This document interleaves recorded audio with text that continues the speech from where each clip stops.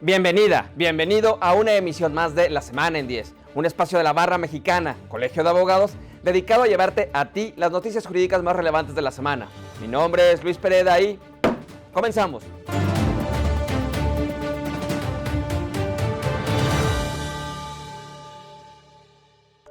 Se publicó en el Diario Oficial de la Federación el protocolo de la Secretaría de Gobernación para la implementación de medidas cautelares y provisionales emitidas por los organismos internacionales dedicados a la protección y defensa de los derechos humanos. Este protocolo tiene como objetivo brindar bases al Estado mexicano para el cumplimiento de las obligaciones internacionales adquiridas en el marco del Sistema Interamericano de Derechos Humanos relativas a la atención y seguimiento de las medidas cautelares y provisionales. Este interesante documento incluye clasificaciones como medidas genéricas, específicas, de conservación y medidas transformadoras. Sin lugar a dudas será un gran punto de referencia si se aplica. También se publicó en el Diario Oficial de la Federación otro precio tope, en esta ocasión para el servicio de transporte ferroviario de carga. Se trata de un instrumento que permitirá la elaboración de un mecanismo normativo respaldado institucionalmente para garantizar tarifas eficientes y equilibradas en los costos de transporte de mercancías a través de las vías férreas y, por supuesto, busca evitar la arbitrariedad por parte de los concesionarios, o al menos eso dice el documento. Se trata, pues, de un decreto del gobierno federal para ordenar tarifas máximas al transporte por tren de productos de la canasta básica, como por ejemplo maíz y frijol, y por supuesto esto con miras a combatir la inflación. La decisión es exactamente la misma que ya sucedió en 2021 para fijar el precio máximo del gas LP, el cual inicialmente era una medida de emergencia y ahora, como saben, es una medida indeterminada. Veremos qué pasa ahora. ¿Qué haría usted con 6,233 millones de pesos? No es una pregunta fácil. Y esa pregunta la van a tener que contestar los partidos políticos el próximo año, porque esa es la cantidad de dinero público que el INE aprobó para todos los partidos políticos nacionales a ser ejecutado durante 2023. Esa es una pregunta importante para ellos y la respuesta es aún más importante para usted. El ISSSTE sigue recibiendo sentencias en contra cuando se trata de doble pensión. Distintas normas de la ley del ISSSTE establecían que los jubilados, trabajadores o pensionados no podían recibir dos jubilaciones o dos pensiones por causas distintas, pero la Suprema Corte tiene otros datos. En esta ocasión se trata de la pensión por ascendencia que recibe a la muerte del hijo o hija trabajador o pensionado sus ascendientes. Y si estos también tienen una pensión por jubilación, esto es constitucional. La ley del ISSSTE no puede prohibir que reciban tanto la pensión por ascendencia como la pensión por jubilación. Muy bien por la Suprema Corte.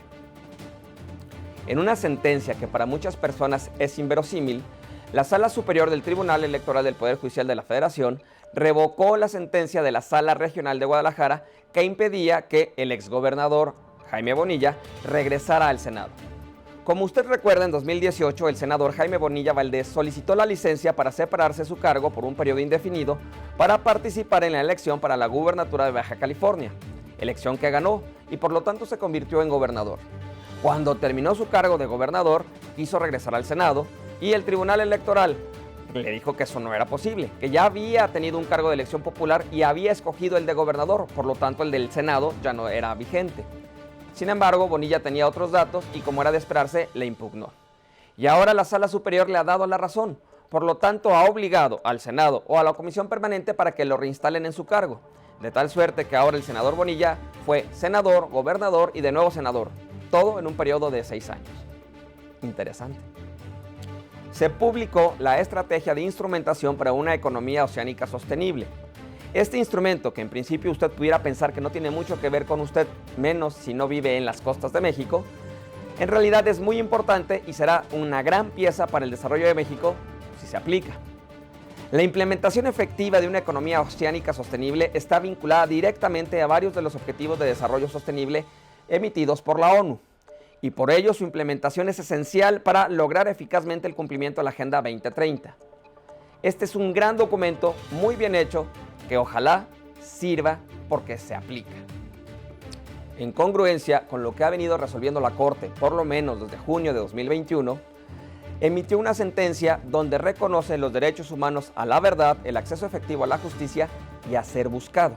Sí, efectivamente existe el derecho humano a ser buscado en un país donde la desaparición forzada de personas es un dolor que viven miles de familias dolor que no encuentra solución porque no encuentran a sus seres queridos.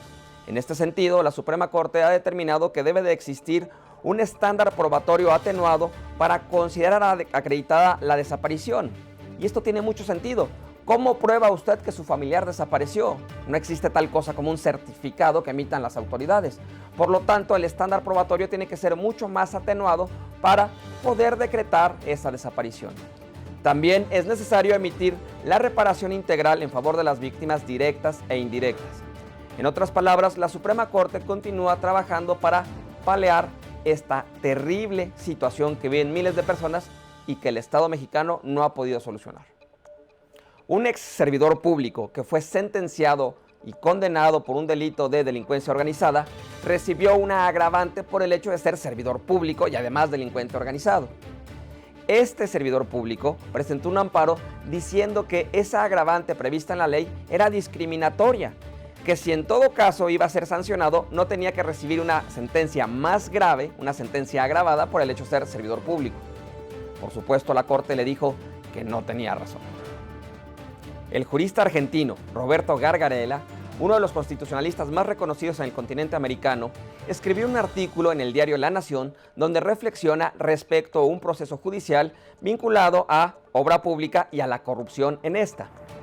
Probablemente este artículo, que se denomina De los crímenes de la dictadura a los crímenes de la corrupción, sea de su interés. Escribe Gargarella: nuestros funcionarios públicos, políticos y jueces cuentan con muchos más incentivos para pactar entre ellos y autoprotegerse que para controlarse entre sí o cooperar en favor del bien público.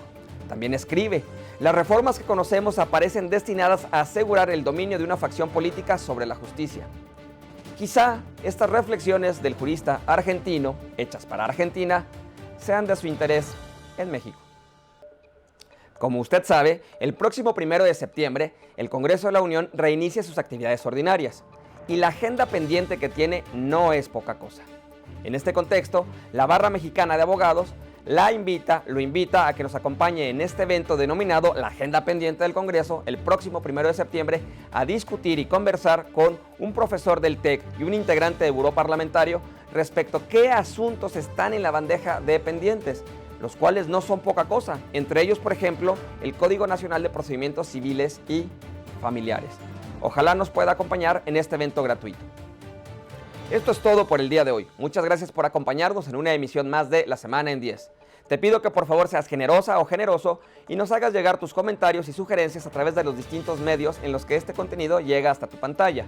Mientras tanto, mi nombre es Luis Pereda y nos vemos la próxima semana.